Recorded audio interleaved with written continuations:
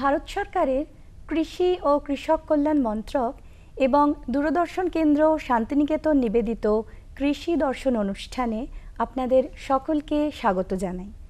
আমরা জানি কৃষিভিত্তিক ভারতবর্ষে বিভিন্ন শস্য চাষ হয়ে থাকে। এর মধ্যে সোয়াবিন কিন্তু একটি অত্যন্ত গুরুত্বপূর্ণ শস্য। যদিও এই শস্যের চাষ আমাদের বাংলায় তথা বীরভূম এবং বাঁকুড়ায় কম পরিমাণে দেখা যায়, কিন্তু যে সমস্ত চাষি ভাইরা এই শস্যর চাষ সম্বন্ধে এবং তার লাভ সম্বন্ধে জানেন, তারা কিন্তু এর প্রয়োজন, এর গুরুত্ব এবং এর থেকে আর্থিক উপার্জন এবং তার যে লাভ সে সম্বন্ধে ওয়াকিবহাল হয়েছেন। তাই আমাদের আজকের আলোচনার বিষয় সোয়াবিন চাষ ও তার গুরুত্ব। এ প্রসঙ্গে আমরা আমাদের স্টুডিওয় আজকের অতিথি হিসেবে পেয়েছি শ্রী প্রবীর হাজরা, সহকারী কৃষি অধিকর্তা, সমাজ ও মূল্যায়ন শাখা, বীরভূম। নমস্কার। প্রথমেই প্রবীরদা, আপনার কাছে যেটা জানতে চাইব সেটা হচ্ছে এই যে সোয়াবিন চাষ, সেটি আমাদের বাংলায় অর্থাৎ বীরভূমে এবং বাঁকুড়ায় কতখানি সম্ভব? সোয়াবিন চাষের জন্য যে উপযুক্ত আবহাওয়ার প্রয়োজন সেটা কিন্তু আমাদের বীরভূম এবং আমাদের বাঁকুড়াতে যথেষ্ট পরিমাণ রয়ে গেছে। সোয়াবিন চাষ করতে গেলে আমাদের একটু উষ্ণ মানে ওয়ার্ম হিউমিডিটি এবং টেম্পারেচারের প্রয়োজন হয়, যেটা আমাদের বীরভূম বাঁকুড়াতে এটা বিরাজমান। এবং চাষি ভাইরা এই চাষটা করলে আমাদের মনে হয় প্রচুর লাভবান হবে। কিন্তু চাষি ভাইরা এই চাষটা আমাদের বীরভূম এবং বাঁকুড়াতে একসময় শুরু করেছিল এবং বীরভূমে ব্যাপকভাবে শুরু করার পরেও তারা যেহেতু তাদের এখানে মার্কেটিং এবং প্রসেসিং ইউনিট না থাকার জন্য চাষিরা এটাকে কিন্তু আস্তে আস্তে এটাকে ডিসলাইক করেছেন। কারণ হচ্ছে আমাদের এই চাষটা ভারতবর্ষে কিন্তু এটা ব্যাপকভাবে চাষ শুরু হয়েছে আমাদের মধ্যপ্রদেশ, মহারাষ্ট্র এবং রাজস্থানে। কারণ সেখানে আমাদের সমস্ত সয়াবিন চাষের জন্য তাদের যে চাষি ভাইদের উৎপন্ন ফসলটা তারা প্রসেসিং ইউনিটে এটাকে পাঠাতে পারছে এবং সয়াবিন চাষটাকে তারা লাভজনক করে ফেলেছে। কারণ সয়াবিন এমন একটি ফসল, এটা একটা অদ্ভুত ধরনের, যে যার মধ্যে আমরা ডাল পাচ্ছি এবং তেল পাচ্ছি। এবং এইটা শুধু আমাদের ডাল শস্যের মধ্যে যে প্রোটিন আমাদের বিরাজমান সেটা হচ্ছে 18 থেকে 25%, কিন্তু সয়াবিন হচ্ছে এমন একটা ক্রপ যেটার মধ্যে আমাদের প্রোটিন পার্সেন্টেজ হচ্ছে 40% এবং তেলের পরিমাণ হচ্ছে আমাদের 20%। এবং এর তেলটা বিশেষ করে আমাদের যারা হৃদরোগী এবং তাদের জন্য খুবই নিরাপদ এবং উপযোগী, কারণ এই তেলটা হচ্ছে আমাদের কোলেস্টেরল ফ্রি এবং আমাদের যত রকম তৈলবীজের আমাদের তেল বাজারে হচ্ছে তার মধ্যে এই তেলটার স্থান এখন সবার ওপরে। আচ্ছা, সুতরাং আমাদের বীরভূমে এটার যথেষ্ট চাষ করার সুযোগ সুবিধা রয়েছে, কিন্তু এটাকে সম্ভাবনাও রয়েছে এবং এটা একটা খুব গুরুত্বপূর্ণ ফসল। কিন্তু এটা যদি আমাদের এই বীরভূম জেলাতে তার প্রসেসিং ইউনিটটা করা যায়, কারণ এটা প্রসেসিং ছাড়া এটা কিন্তু সহজে ডাইরেক্ট আমরা চাষিরা এটাকে খাওয়ার যোগ্য করে তোলে না, কারণ এর মধ্যে অনেক ঝামেলা রয়েছে। এর দুধ, যেটা সয়াবিনের যে দুধ তৈরি হয়, এটা কিন্তু একবারে গরুর দুধের সমানই। কারণ এই সয়াবিনের দুধে যে পরিমাণ আমাদের প্রোটিন 3.5% এবং যে ফ্যাট মানে 3.1 এবং যে কার্বোহাইড্রেট যে সয়াবিনের মধ্যে সেটা হচ্ছে 3.1, আর গরুর দুধের মধ্যেও থাকছে প্রোটিন 3.5 আর কার্বোহাইড্রেট থাকছে, ফ্যাট থাকছে 3.5 এবং আর কার্বোহাইড্রেট থাকছে 4.7। সুতরাং এইটাকে যদি আমরা প্রসেস করে এবং চাষিরা যদি মানে আমাদের ভালো প্রোডাকশন করতে পারে, তাহলে এটাকে দুধের সাবস্টিটিউট হিসাবে আমরা কিন্তু আমাদের বীরভূম জেলাতে এটাকে আমরা ব্যবহার করতে পারি। তার মানে খাদ্যশস্য ছাড়াও এর আরেকটা ব্যবহার, এর খাদ্যশস্য ছাড়া এর বহু গুণ, মানে এর বহু দিক আছে, ব্যবহারের বহু দিক রয়েছে। আচ্ছা, আরেকটা যেটা তাহলে জানতে চাইবে এই প্রসঙ্গে, যে বীরভূম জেলায় কি কি প্রজাতির সোয়াবিন চাষ করা সম্ভব এবং তার সেক্ষেত্রে কীরকম মৃত্তিকা প্রয়োজন? আমাদের বীরভূম জেলায় যে চাষগুলো যারা চাষি ভাইরা যে চাষটা করছে সেটা হচ্ছে আমাদের সোয়াম্যাক্স বলে একটা ভ্যারাইটি আছে, আর PK472, আর হচ্ছে আমাদের বিরসা সোয়াবিন 1, এইটাই মেনলি আমাদের চাষি ভাইরা করে। এছাড়া সোয়াবিনের অনেক প্রজাতি রয়েছে, এটা বিভিন্ন ডিউরেশন এবং ক্লাইমেটের উপরে এগুলো ভাগ করা হয়েছে। মানে উত্তর ভারতে একরকম রয়েছে, সেটা শিলাজিৎ বলে, মধ্য ভারতে রয়েছে আমাদের পদ্মনগর থেকে যে সমস্ত রিলিজ ভ্যারাইটি, তার মধ্যে এই যে PK472, তারপরে সোয়ামেক্স, তারপরে হচ্ছে PK47, এই যে বিভিন্ন রকম জাতের রয়েছে। আবার সাউথেও কিছু তারা নিজস্ব সয়াবিন ভ্যারাইটি আমাদের করেছে, যেমন কোয়েম্বাটুর 1, কোয়েম্বাটুর 2, কোয়েম্বাটুর 3, এই যে বিভিন্ন রকম ভ্যারাইটির চাষ হয়। আর আমাদের এই যে মাটির যেটা হচ্ছে, এর জন্য আমাদের উপযুক্ত জল নিকাশি ব্যবস্থাযুক্ত দোআঁশ এবং এঁটেল দোআঁশ মাটি এই আমাদের সয়াবিন চাষের পক্ষে খুবই উপকারী, যেটা আমাদের বীরভূমের মাটির সঙ্গে মিল আছে, এবং এখানে করলে চাষি ভাইরা অনেক উপকার পাবে। আচ্ছা, আর মাটির সাথে সাথে সার, কি কি ধরনের সার দেওয়া প্রয়োজন এবং কতটা পরিমাণে সার মাটিতে দেওয়া প্রয়োজন?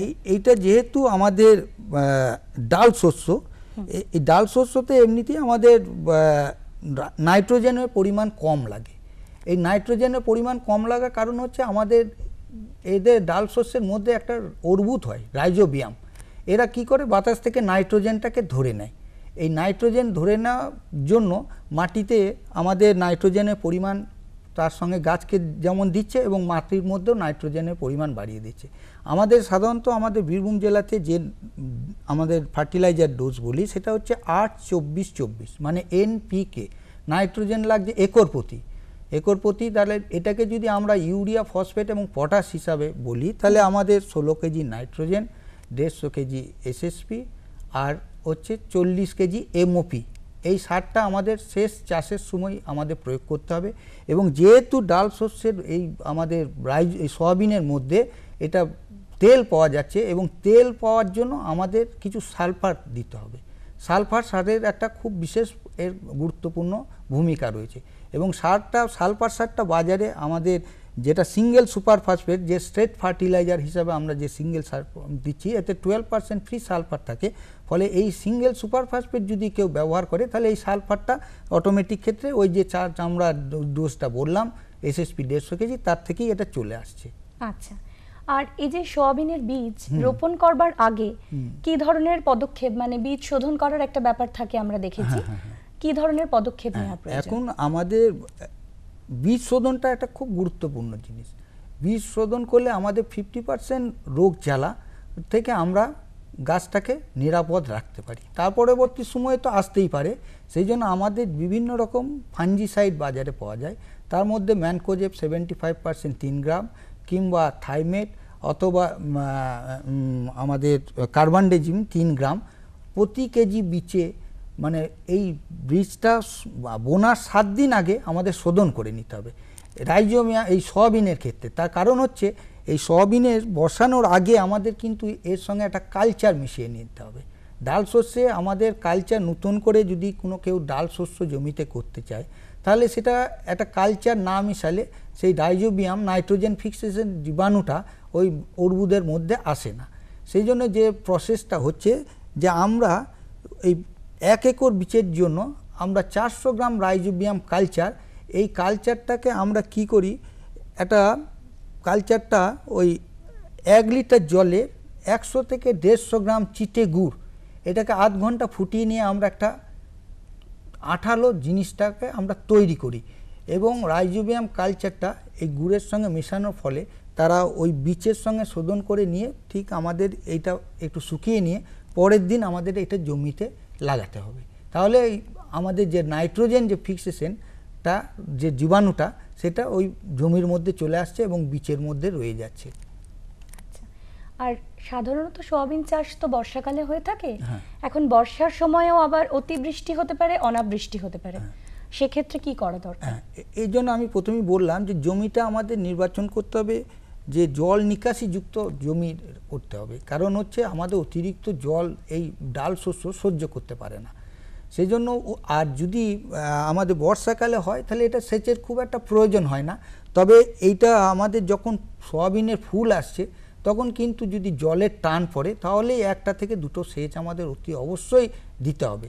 কারণ সেচ না হলে ফুল আসার সময় যদি আমাদের জলের টান পড়ে, তাহলে ফসলের মানে একটু ক্ষতি হবে, মানে উৎপন্ন কমও হয়ে যাবে, প্রোডাকশন। আচ্ছা, আর আরেকটা জিনিস হচ্ছে যে এই যে সয়াবিনের গাছ, এখানে গাছের বিভিন্ন রোগ হতে পারে, আবার গাছের রোগ পোকার আক্রমণও হতে পারে, সেক্ষেত্রে কি পদক্ষেপ নেওয়া প্রয়োজন? সয়াবিন যেহেতু বর্ষাকালে হচ্ছে, এটা যেটা দেখা যায় আমাদের সয়াবিনের মধ্যে শিকড় এবং গোড়া পচা রোগটা আমাদের মধ্যে খুব বেশিভাবে সয়াবিনের মধ্যে চলে আসে। সেই জন্য এটা যখন চাষ করব তখন ওই গোড়া পচা রোগের জন্য এটা কপার ফাঞ্জিসাইড, যেটা হচ্ছে কপার অক্সিক্লোরাইড, এটা 4 গ্রাম প্রতি লিটার জলে গুলে আমাদের গাছের ওই শিকড় এবং গাছের মধ্যে গোড়ার মধ্যে কাণ্ডের মধ্যে এটাকে স্প্রে করতে হবে। আর একটা যেটা রোগ আছে বাদামি ছিটে ছিটে পাতার মধ্যে দেখা যায়, এটার জন্য আমাদের মাইক্রোবুটালিন বলে এটা আমাদের ফাঞ্জিসাইড পাওয়া যায়, সেটা 0.5% এটা জলে গুলে এটাকে স্প্রে করতে হবে, অথবা 1 মিলিমিটার কার্বক্সিন বা কার্বানডাজিম এটাকে জলের মধ্যে গুলে স্প্রে করলে এই আমাদের যে রোগগুলো আসছে পাতা বাদামি ছিটেফাটা রোগ সেটা দূর হয়ে যাবে। আর একটা যেটা দেখা যায় যে কিছু ভাইরাস ঘটিত রোগ এই সয়াবিনের মধ্যে চলে আসে, যেটা হচ্ছে পাতাটা একটু হলুদ হয়ে আসে, পাতাগুলো কুচড়ে যায়। এর জন্য আমাদের যেটা করা দরকার, এটা কোনো ফাঞ্জিসাইড বা পেস্টিসাইড না, মানে ফাঞ্জিসাইড না দিয়ে এই গাছগুলোকে তুলে আমাদের ধারে মাঠের ধারে আলের কাছাকাছি কোনো জায়গায় মাটিতে এটা পুঁতে দিতে হবে। আর পোকা বলতে বিশেষ করে যে পোকাটা আসে সেটা হচ্ছে পাতা এবং সুটি, যেহেতু এর মধ্যে একটা সুটি হয়, সেই সুটি ছিদ্রকারী কিছু পোকা এর মধ্যে চলে আসে বর্ষার সময়। তার জন্য আমাদের প্রতি লিটার জলে 0.75 অ্যাসিফেট বলে একটা আমাদের পেস্টিসাইড রয়েছে, মানে ইনসেকটিসাইড, এটা অথবা 1.5 মিলিলিটার আমাদের ক্লোরোপাইরিফস এবং সাইপারমেথ্রিন, এইটা দুটোর মিশ্রণ করে এটাকে যদি স্প্রে করা যায় তাহলে আমাদের পোকার ওই যে পাতা খাওয়া এবং ডগা মানে ফ্রুট ছিদ্রকারী যে পোকাটা সেটা এটা নষ্ট হয়ে যাবে, মানে আক্রান্ত কম হবে। আচ্ছা, আর সোয়াবিনের এই যে ব্যবহার এর তো বিভিন্নতা রয়েছে, তাহলে এই সোয়াবিনের বিভিন্ন ব্যবহার এবং তার উপকারিতা সম্বন্ধে আমাদের যদি একটু বলেন। সয়াবিনের ব্যবহার, যেমন আমাদের এই অঞ্চলে চাষিরা যে সয়াবিনটাকে উৎপন্ন করে তারা বিশেষ করে কি করে না, চাষিরা এটাকে হয় ভেজে কিছু বেটে তারপরে সেটাকে খাচ্ছে, কিন্তু অ্যাকচুয়ালি যদি এই সয়াবিনটা আরও যেটা করে এটাকে আমাদের দুধ বার করে, সেই দুধটা কিন্তু কী জন্য করছে না, এই দুধটা এর মধ্যে একটা গন্ধ থাকে, সেই স্মেলটাকে দূর করার জন্য সয়াবিনটাকে 8 থেকে 10 ঘন্টা এটাকে ভিজিয়ে রাখতে হয়।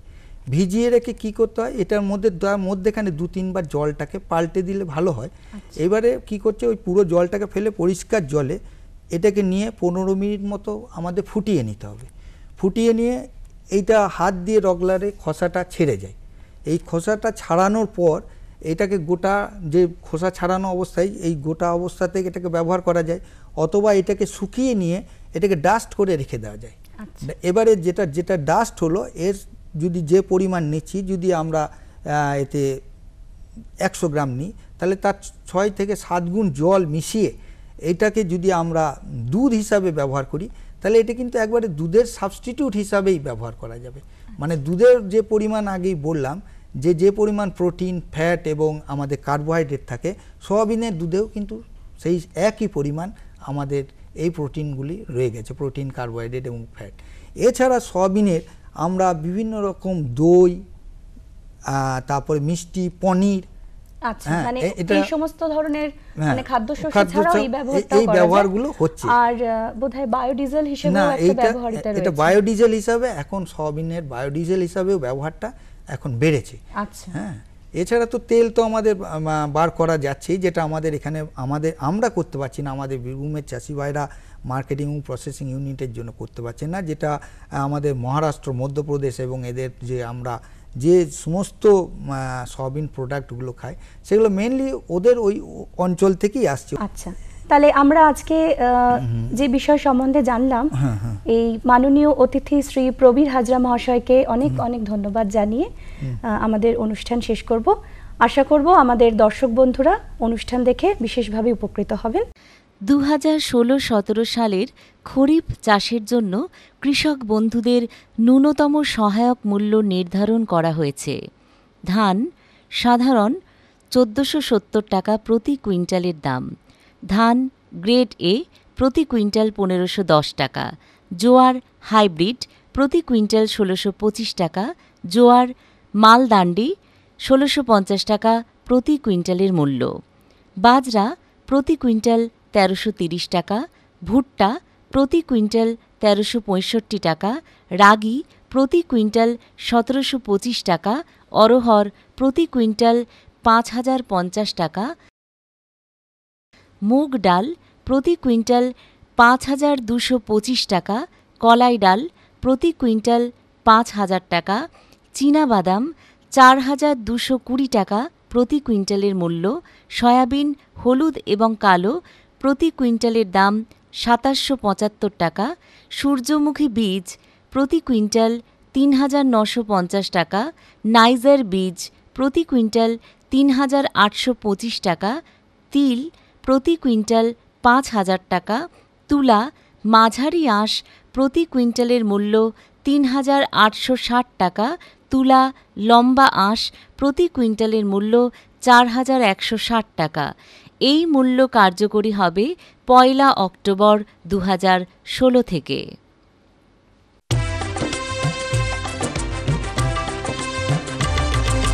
সহকারিতার বলে বিকাশের জন্য উদ্ধত চরণ মোদের, জনসহকারের শক্তি এগিয়ে নিয়ে চলেছে আমাদের। জনে জনে এই ক্রান্তি বিশ্বাস জাগিয়েছে, একসাথে হয়ে সবাই বিকাশের পতাকা উড়িয়েছে। দূরে যেখানে সূর্য উঠে সেই ভূমি থেকে জমি অবধি, হিমশিখরের শীত বরফ থেকে মহাসাগর অবধি, শ্বেত ক্রান্তি হোক হরিত ক্রান্তি বা গ্রাম বিকাশের পথ, একতাই ধর্ম হোক দিন হোক বারাত। হিন্দু মুসলিম শিখ ইসাই সবাই এগিয়ে চলেছে, সবাই মিলে যখন এই অভিযান চালিয়েছে। কৃষি মন্ত্রণালয় ভারত সরকার দ্বারা জনহিতে প্রস্তুত।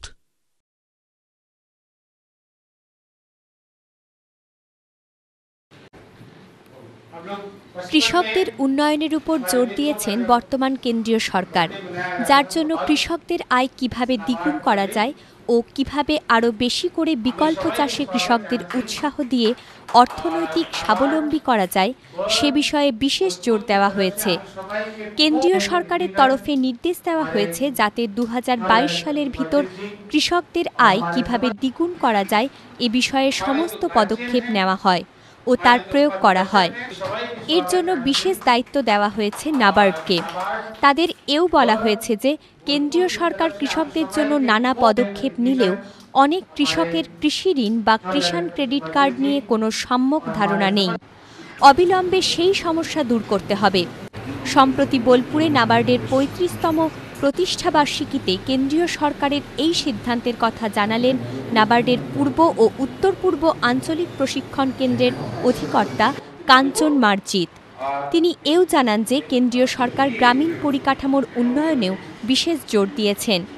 এদিন এক অনুষ্ঠানে গ্রামীণ হস্তশিল্পী স্বনির্ভর গোষ্ঠী কৃষকদের নিয়ে এক আলোচনা সভার আয়োজন করা হয়, যেখানে তারা তাদের সাফল্য ও সমস্যার কথা সরাসরি জানান ব্যাংক কর্তা ও নাবার্ডের আধিকারিকদের। এই কৃষি এবং গ্রামীণ উন্নয়নে একটি দিক হচ্ছে যে কৃষকদের আয় বৃদ্ধি। এই আয় বৃদ্ধির জন্য ভারত সরকার, অন্যান্য রাজ্য সরকার অনেক পদক্ষেপ এবং নীতি নির্ধারণ করেছেন। তার মধ্যে হচ্ছে 2022 সালের মধ্যে কৃষকদের আয় দ্বিগুণ করা। এই আয় দ্বিগুণ করতে গেলে কি কি পদক্ষেপ নিতে হবে সেই সব ব্যাপারে আমরা যারা এই কাজগুলো বাস্তবায়িত করি তাদেরকে সচেতন করা।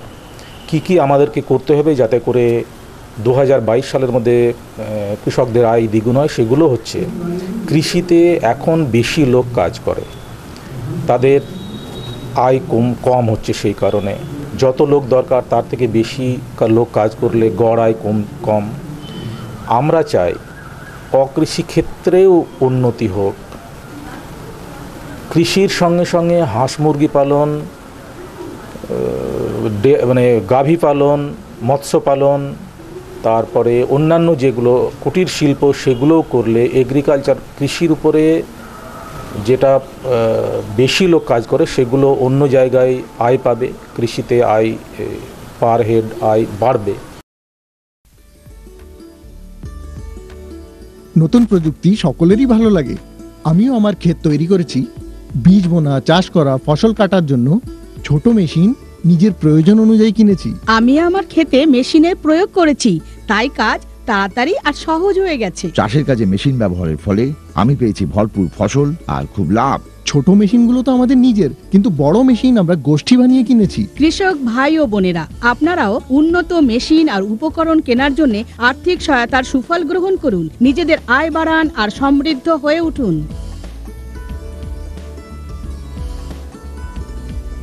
হয়ে গেছে।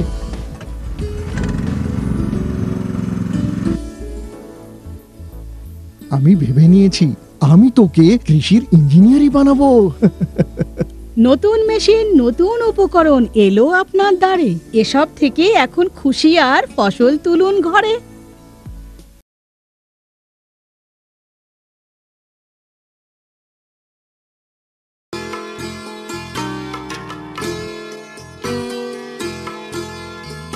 বিকল্প চাষ হিসেবে কলা চাষের জনপ্রিয়তা ও প্রয়োজনীয়তা নতুন করে বলার অপেক্ষা রাখে না।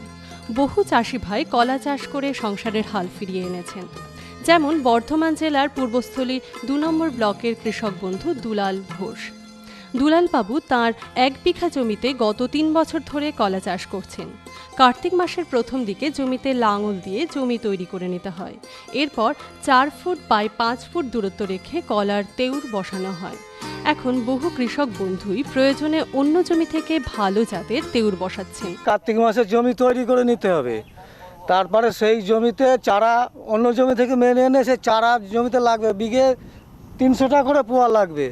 দেখা গেছে ১ বিঘা জমিতে ৩ থেকে ৩৫০ গাছ লাগালে গাছের ভালো বৃদ্ধি হয় এবং ফলনও ভালো হয়। জমি পরিষ্কার করতে হবে, ওই চারাটাকে ভালো করে যত্ন নিতে হবে। যত্ন নেওয়ার পর ওই চারাটা আস্তে আস্তে ফের সার দিয়ে তৈরি করতে হবে, সেই কলাটা আবার আসবে, মানে ওই চারা থেকে ৩ বছর নেওয়া যাবে ভালোভাবে। এরপর কলা গাছের গোড়ায় মাটি ধরিয়ে দিতে হয়।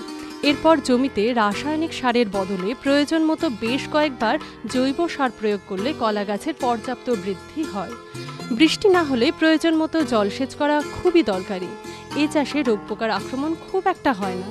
কলা গাছের বয়স ১০ মাস থেকে ১১ মাস হলে গাছে মোচা ধরতে শুরু করে।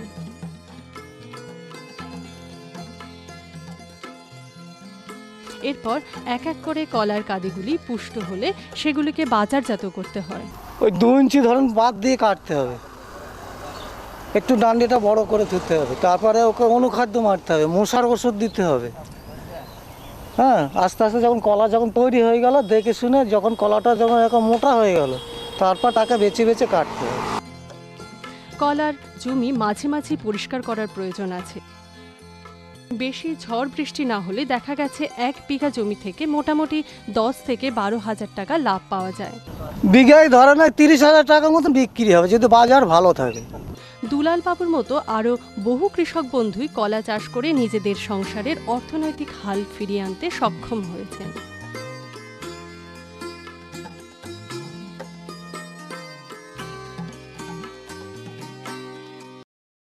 এই নাও আর কিছু। বাস। আরে এটা কি ভাই, এতটুকু রাসায়নিক সার? কৃষিকাজ ছাড়ছো কি? কৃষিকাজ নয়, বোকামি ছাড়ছি। মাটির পরীক্ষা করিয়েছি। এখন তো দাদা যতটা প্রয়োজন ততটাই সার জমিতে দেব। হ্যাঁ, কৃষক ভাই আজই নিজের জেলার কাছের জমি পরীক্ষার গবেষণাগারে মাটির পরীক্ষা অবশ্যই করান। আর মাটিতে পুষ্টিকর পদার্থ, আর্দ্রতা এবং গাছপালার বিকাশ অনুযায়ী প্রয়োজন মতো পুষ্টিকর পদার্থ দিন। আর হ্যাঁ, মাটিতে গন্ধক, দস্তা, বোরনের মতো সূক্ষ্ম পুষ্টিকর পদার্থ সম্পর্কে জানতে ভুলবেন না। সার আর জৈবিক সারের সঠিক ব্যবহারে জমির উর্বরতা বজায় থাকে, উৎপাদনশীলতা বাড়ায়, খরচ কমায় আর মূল্যবান বিদেশি মুদ্রা বাঁচাতে সাহায্য করে। আর হ্যাঁ, ধীরে ধীরে নাইট্রোজেন সরবরাহকারী সার যেমন নিমযুক্ত ইউরিয়াকে অগ্রাধিকার দিন আর ইউরিয়া পাতার উপর ছড়িয়ে দিন। আরে বাহ, তুই তো সত্যি বুদ্ধিমান হয়ে গেছিস রে। বিশদে জানতে যোগাযোগ করুন জেলা কৃষি আধিকারিক বা কিষাণ কল সেন্টার।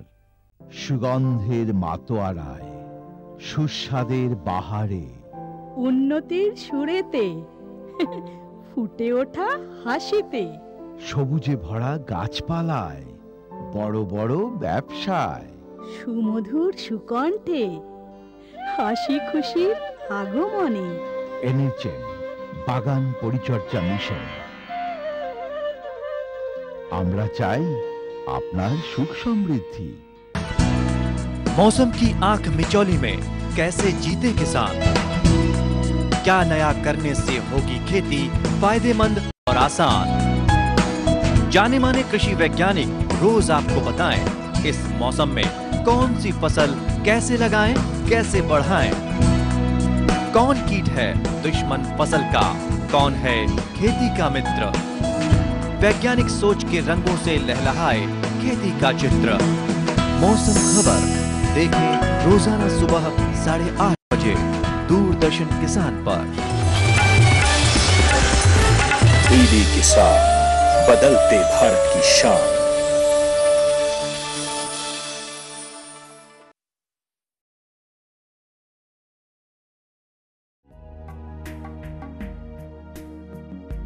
আগামী কয়েকদিন হালকা থেকে মাঝারি বৃষ্টির সম্ভাবনা রয়েছে। সর্বোচ্চ তাপমাত্রা 32 ডিগ্রি সেলসিয়াস থেকে 35 ডিগ্রি সেলসিয়াসের মধ্যে এবং সর্বনিম্ন তাপমাত্রা 26 ডিগ্রি সেলসিয়াস থেকে 27 ডিগ্রি সেলসিয়াসের মধ্যে থাকবে।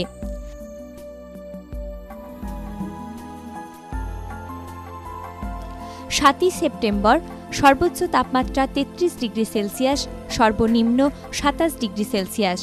বজ্র বিদ্যুৎ সহ বৃষ্টি হতে পারে।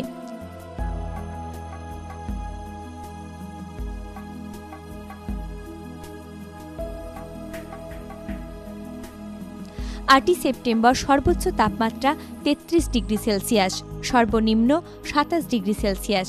বজ্র বিদ্যুৎ সহ বৃষ্টি হতে পারে।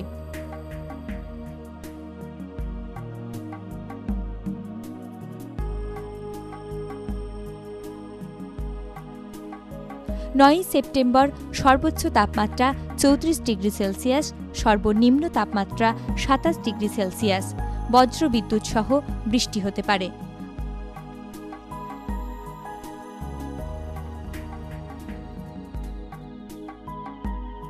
আবহাওয়া ভিত্তিক কৃষি পরামর্শ। যে সমস্ত কৃষক বন্ধুরা ধানের বীজ রোপণ করে ধান চাষ করছেন তাদের জানানো হচ্ছে এই সময় যদি ধানের শীষের গাঁটের রং বাদামি হয় তাহলে এক ধরনের রোগ হয়েছে বোঝা যায়, এবং যদি 10% বেশি ক্ষতি দেখা যায় তবে হেক্সাকোনাজল 75% WG 0.1 গ্রাম প্রতি লিটার জলের সঙ্গে মিশিয়ে স্প্রে করতে হবে। এই সময় যদি ধানে পাতা মোড়ার রোগ দেখা যায় তবে নিম তেল 0.5 মিলিলিটার প্রতি লিটার জলের সাথে মিশিয়ে 2% সাবান জলের সঙ্গে মাঠে স্প্রে করুন। যে সমস্ত কৃষক বন্ধুরা ধানের চারা গাছ রোপণ করে ধান চাষ করছেন তাদের জানানো হচ্ছে এই সময় ধান গাছে শীষ ছাড়ার সময়, তাই জমিতে 2 সেন্টিমিটার করে জল ধরে রাখবেন এবং জমি আগাছা মুক্ত রাখবেন। এই সময় ধান চারায় মাজরা পোকা যদি 5% বেশি ক্ষতি করে তবে ক্লোরোপাইরিফাস 20% EC 2 মিলিলিটার প্রতি লিটার জলের সঙ্গে মিশিয়ে জমিতে স্প্রে করবেন। এই সময় যদি ধান গাছে ফ্যাকাশে হলুদ রঙের রোগ দেখা যায় তাহলে কার্বানডিজম 50 WP 1 গ্রাম প্রতি লিটার জলের সাথে মিশিয়ে জমিতে স্প্রে করবেন। এই সময় লঙ্কা গাছে চুষা কীটের আক্রমণ দেখা যায়। এই অবস্থায় ডাইম্যাথোয়েট 30% EC 1 মিলিলিটার প্রতি লিটার জলের সাথে মিশিয়ে লঙ্কার জমিতে স্প্রে করবেন। ভেন্ডি চাষে এই সময় ফল ছিদ্রকারী পোকা দেখা যায়। আক্রান্ত ভেন্ডিগুলো তুলে ফেলে দিন এবং পরিষ্কার আবহাওয়ায় নিম তেল 30 মিলিলিটার প্রতি লিটার জলের সাথে মিশিয়ে জমিতে স্প্রে করুন। কৃষি দর্শন আপনাদের কেমন লাগছে আমাদের জানাতে ভুলবেন না। চিঠি লিখতে পারেন এই ঠিকানায়। কৃষি দর্শন, অধিকর্তা দূরদর্শন কেন্দ্র, শান্তিনিকেতন, শান্তিনিকেতন, সূচক 731235, অথবা ইমেইল করতে পারেন এই ঠিকানায় ddkisan.shanti@gmail.com